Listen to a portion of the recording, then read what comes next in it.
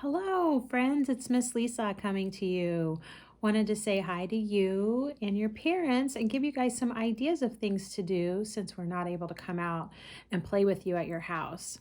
So our first activity is something from things around the house. I've got a series of little clips coming out to show you of things you can do to help your child's development of everyday objects that you have at home. So these are going to help your child's cognition, their fine motor, hand-eye coordination, and language. So these are great for a lot of different areas of concern with kids, and they're pretty fun and easy to make. We certainly don't want anybody having to go out right now and find things to buy. So I thought it would be a great idea to show you of things you could do fun with your child with things you already have at home.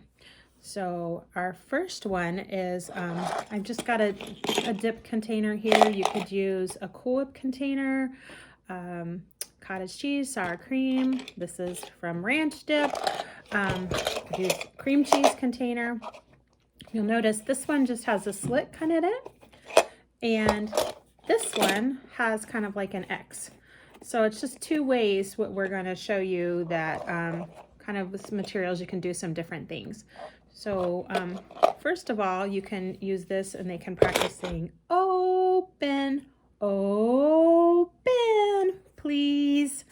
And they can pull the lid off, pull and dump, shake, shake, shake, shake, shake them out. So we're gonna push the lid on. We can say off and on. So these are just some basic poker chips. Again, you're not gonna want to let your child play with these on their own without supervision, especially if they mouth toys or if there's concern that they might put these in their mouth. So this is something you do together, supervised. So what we can do with this is we can offer choices. We can say, do you want the blue chip or the white chip? You want to be sure and use wait time and allow your child to make a choice. Sometimes we begin to respond too quickly. Which one do you want? Which one do you want? We don't want to do that. Do you want the blue chip or the white chip?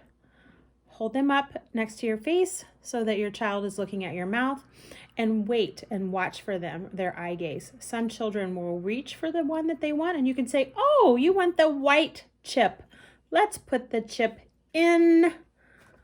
And they can push it in, push. In other situations, your child might look at both of them.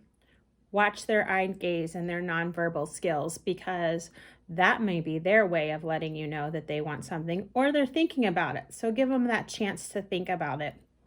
And if they look at the red one and they look at the blue one and then they look back at the red one, you can say, oh, you want the red chip.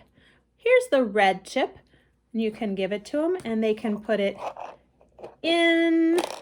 You see, this one's a little bit easier to put in. It slides in if they're just beginning to put some objects, like shape objects, into containers, so it goes in very easily.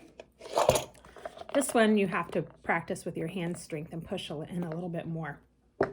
So then you can say, do you want more chips? You can hold two.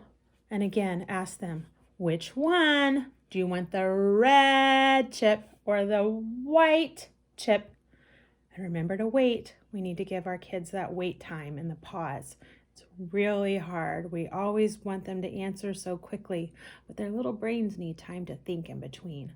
So they might reach and you say, oh, you want the red chip. We're gonna put in, push in. Another way you can do this is you can just, hold one at a time. Do you want more?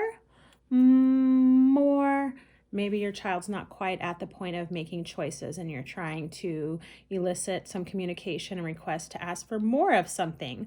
So you can just hold one and do that. You can also, if your child's at the point where they do know a difference in colors, can you show me the blue chip? And maybe they choose Western and you say, oh, good job. That's the white chip. Here's the blue chip. So there's several different things you can do with this. You can, again, like I said, just, do you want more? And wait for them to try to sign more. If they don't sign more, you can take their hands very gently and quickly. More. Oh, you said more. Here you go. And then we can put in, push, push, push in.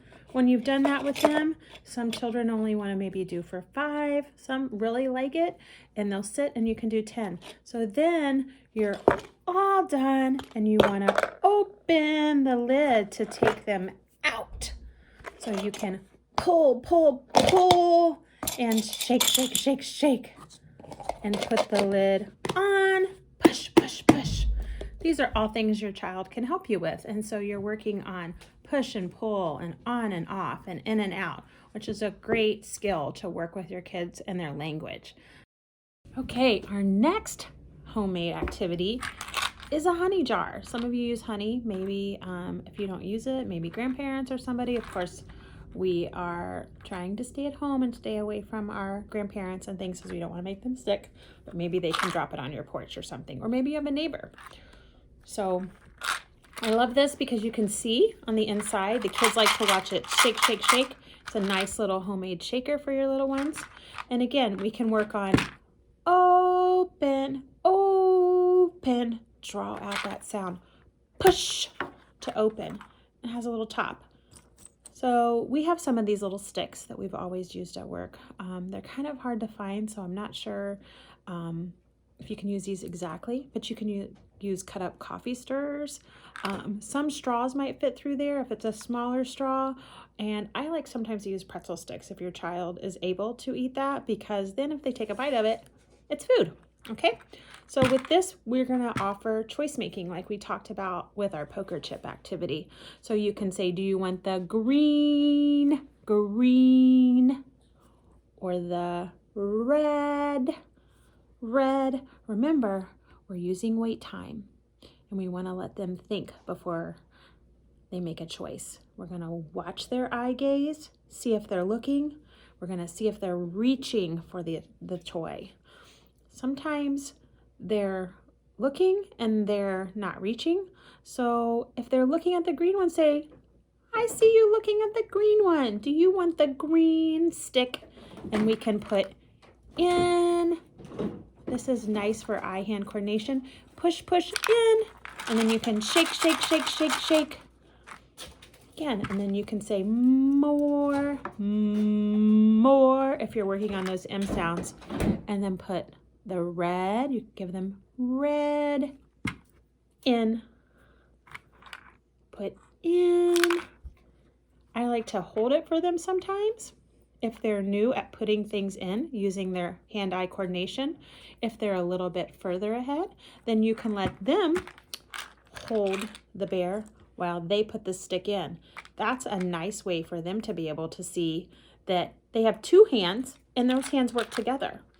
So that's also a really good skill. So once you put in, then we can close it, close the top, and we can turn, turn, turn, and shake, shake, shake, shake, shake them out.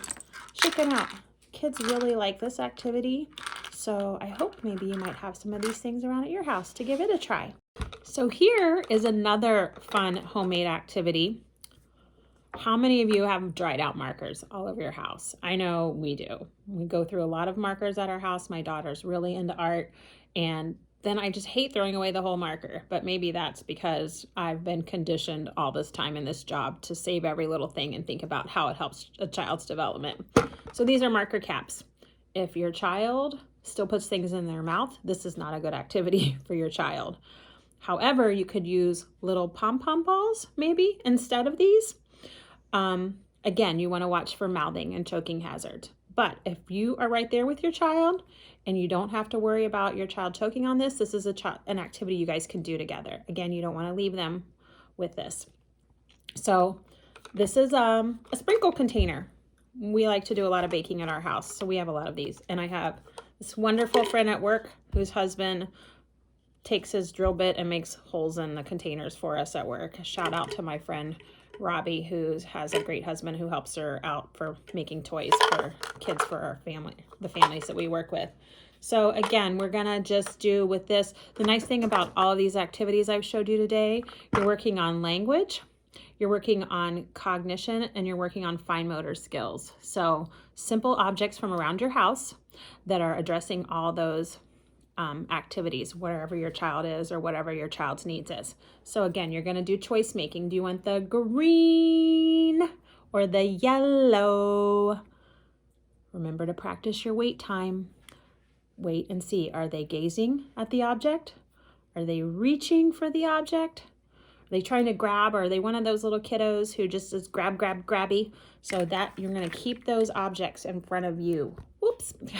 You're going to keep those objects in front of you and only have a couple out at a time. I'm going to make sure the colors are differences too. So as you saw there for a minute, I had a green and a pastel green. That's going to be really hard for the kids to discriminate. So maybe do green and white. And then again, we're going to put in. And then you might say, do you want the blue or the yellow? And when they reach, you can say, you picked the blue, blue, and put in. Then you can also shake them out. This one, they kind of shake out instead of our other activities where they had to open. So I hope this has given you some ideas of what you can use around your house to work on your child's development while we're all staying at home and staying healthy, and we want you and your family to stay healthy as well. So hope to see you all soon. Feel free to email me or text me if you have any questions.